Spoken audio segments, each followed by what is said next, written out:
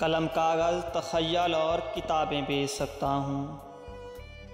बड़े मुश्किल तो घर की सारी चीज़ें बेच सकता हूँ। मुझे किस्तों में अपनी ज़िंदगी नीलाम करनी है। मैं भर भर के गुब्बारों में ये सांसें बेच सकता हूँ। परिंदों से मेरा झगड़ा है, उनके घर उजाड़ूंगा। अगर ये पेड़ मेरा है, मैं शाखें बेच सकता हूँ। मेरे कासे में भी खैरात पड़ जाए मोहब्बत की, सुनो दरवेश क्या मैं भी दुआएं बेच सकता हूँ।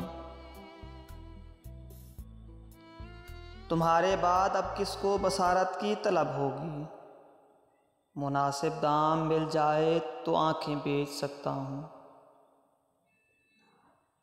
बताएं मुफ्तियान इल्म व दानिश मेरे बच्चों पर, अगर फाका मुसल्लत हो मैं गज़लें बेच सकता हूँ।